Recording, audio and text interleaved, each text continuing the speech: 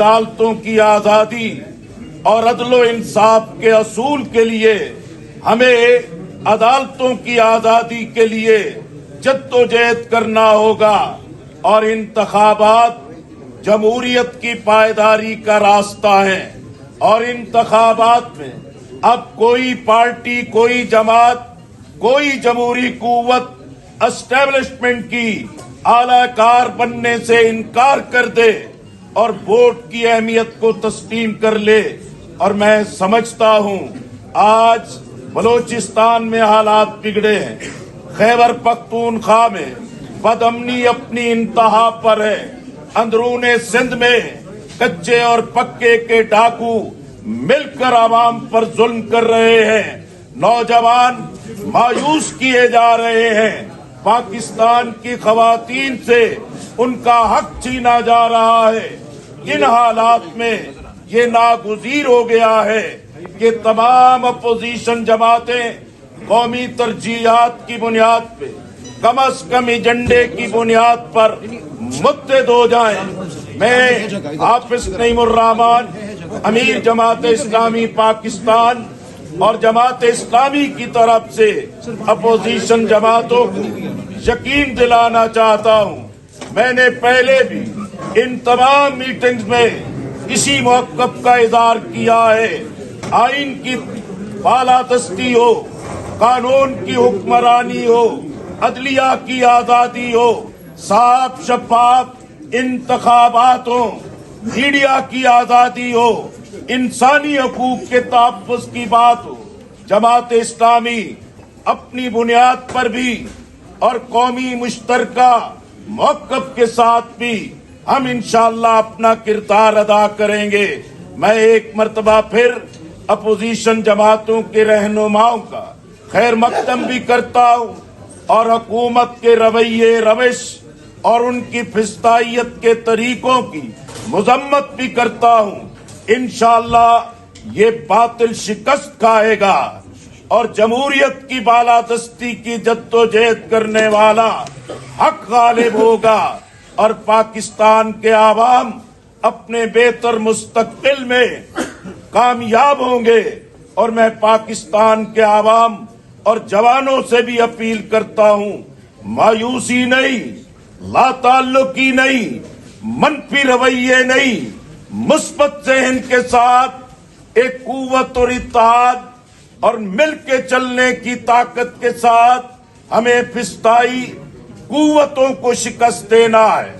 जब आवाम यकसू हो जाएं, जवान यकसू हो जाएं, मीडिया वर्कर्स यकसू हो जाएं, फिर फिस्तायत शिकस्त खाती है और जमहूरियत फतहमंद होती है। वाखिरु दावाना अनिल हम्दुलिल्लाहि रब्बिल आलमीन। में क्योस आया है, इसके हल के लिए पुरअमन हल निकालेंगे। लेकिन क्योंकि ये जो पिछले साल 8 फरवरी को जो फैब्रिकेटेड ब्यूरोक्रेसी के थ्रू जो मैनेज इलेक्शंस हुए हैं, उसके बाद ये इस आवाज़ की ज़रूरत नहीं है, इसलिए कहीं कॉन्फ्रेंस भी नहीं करने देते। ये मामला आज का नहीं है, मैं सिर्फ 2-4 मिनट में अपनी चीज़ें रखूँगा कि पाकिस्तान के इंसेप्शन से हम इसको इसी तरह देख रहे हैं।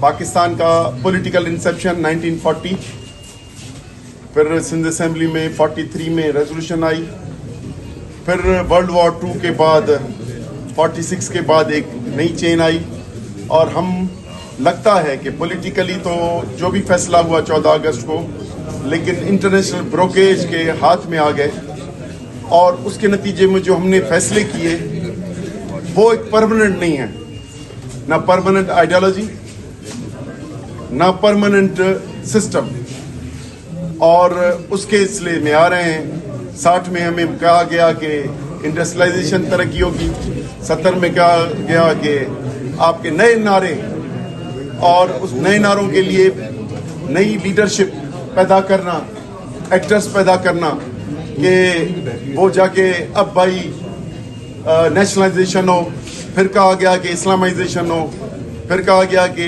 پرائیویٹائزیشن ہو، پھر کہا گیا کہ لبرلائزیشن ہو، اور آج ہمیں اس انٹرنیشنل بروکریج کی وجہ سے کوئی پولیٹیکل سسٹم نہیں بن رہا.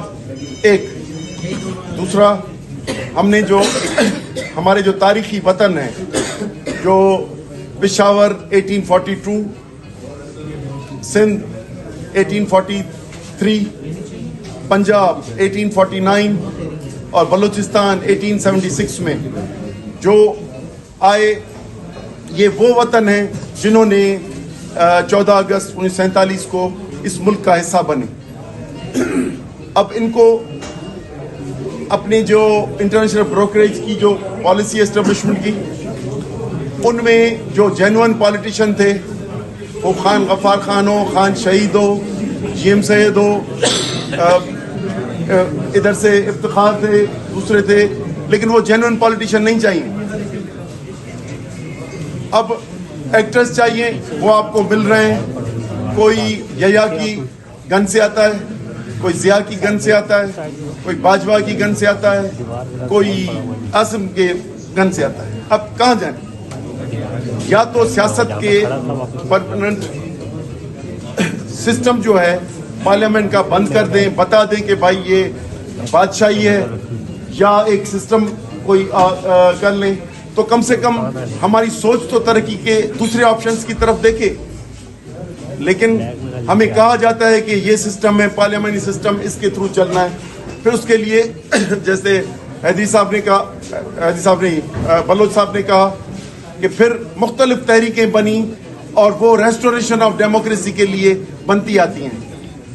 جب وہ سسٹم اس کے لیے بنائی نہیں ہے، ہمیں بتایا گیا ہے کہ بھائی یہ آپ جو ہم انٹروڈیوس کرتے ہیں وہ نعرے، پروگرام اور لیڈرشپ وہ آپ کو قبول بھی کروا لیتے ہیں، پھر وہ چینج کرتے ہیں، تو ہم کہاں جائیں؟ تو مجھے نہیں لگتا، کیونکہ میری اوریجن ایک جی ایس اسٹوڈنٹ فیڈریشن سے بنی، جو ہم 80s میں یہ کہتے تھے کہ بھائی اس جو ہے جو وہ شیر جو آدم خور بن جائے، ہم یہ مثال دیتے تھے، یہ 71 کی وجہ سے، تو پھر وہ آدم ہی کھائے گا. تو ڈیموکریسی جو کھانے کی عادت ہو گئی ہے، اب وہ ڈیموکریسی کھائے گا.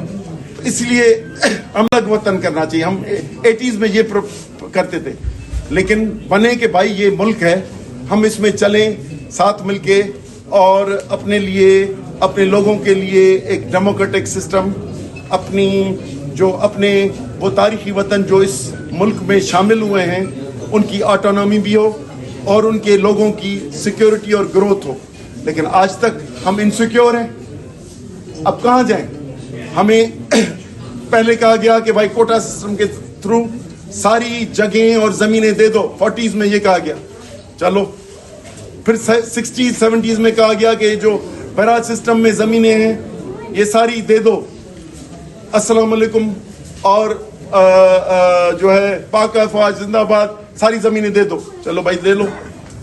اب ہمیں کہتے ہیں کہ بھائی یہ جو پانی ہے یہ بھی دے دو. یہ جو پانی کی اسکیمیں بنے ہیں یہ کیا ہے؟ دیکھیں کانسٹیٹیوشن نہیں ہے یہ سارے. اکثریت کل میں نے سنی ہے، میں نے سنا ہے وکیلوں سے، میں نے انٹلیکچوئل سے سنا، اور کل صحافیوں سے سنا کہ جو بھی سسٹم ہے لیکن کانسٹیٹیوشن کی عمل درآمد نہیں ہے. ایک چیز متفق ہے، اور میرا خیال ہے ہم بھی اس پہ متفق ہیں. اگر یہ نہیں ہے اور لا اینڈ آرڈر بھی کنٹرول نہیں ہو سکتا، پولیٹیکل پارلیمنٹ بھی نہیں چل سکتی، ہماری آواز بھی آگے نہیں بڑھ سکتی. ہمیں ایک سسٹم ہے، ایک دریا ہے جس میں سے ہم چاروں صوبے یا مختلف علاقے پانی پیتے ہیں. اب وہ کہا گیا ہے کہ بھائی گرین پاکستان انیشیٹو کے نام پہ کہ اس میں کمپنی سرکار کو 5000 ارب کا فائدہ ہوگا، اور اس میں غیر ملکی اور لوکل کمپنیاں بن کے اور اپنے اکنامک پلانز بنائے ہیں.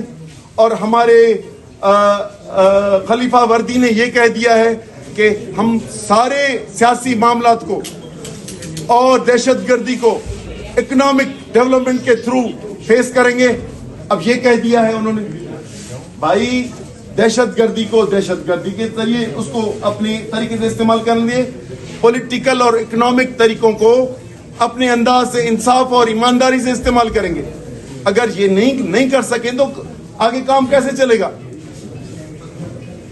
बना दिया कि मैं सिर्फ इसलिए बता रहा हूं कि 6 कैनाल्स का जो इशू है वो बना दिए, प्लान्स बना लिए, 2 सालों से काम हो रहा है, परमिशन 8 जुलाई को प्रेसिडेंट हाउस ने दे दी, और वो भी गैर आईनी तौर पे, और हमारे वजीर आला के साथ वो कभी गाय भैंसों के पास, कभी फसल में हमारे हेड घूम रहे हैं वर्दी से।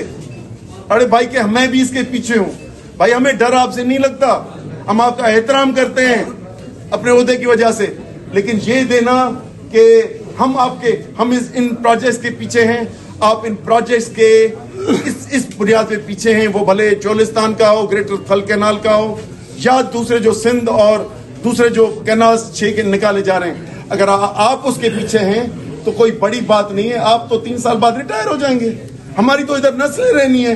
हम अपनी नस्लों के पानी का सौदा या उनके वसाइल का सौदा, कोस्टल बेल्ट का सौदा कैसे करेंगे? तो होश के ना खुलने, लिविंग इंडस जो यूनाइटेड नेशंस का living Indus restoration, ecological restoration ने ये रिपोर्ट्स दी हैं कि $2 बिलियन का सिर्फ कोस्ट डेल्टा को नुकसान हुआ है। आगे जो जमीनों को होना है, जो 2 प्रोजेक्ट्स हैं जो गुजारिश करूं, ग्रेटर थल कैनाल और चोलिस्तान, इन पे 7 to 8 मिलियन जमीन आबाद होनी है, और हमारी कुल जमीन जो है आबाद जो है 12 मिलियन है। अगर 8 मिलियन नहीं आबाद होनी है तो हम 4 मिलियन के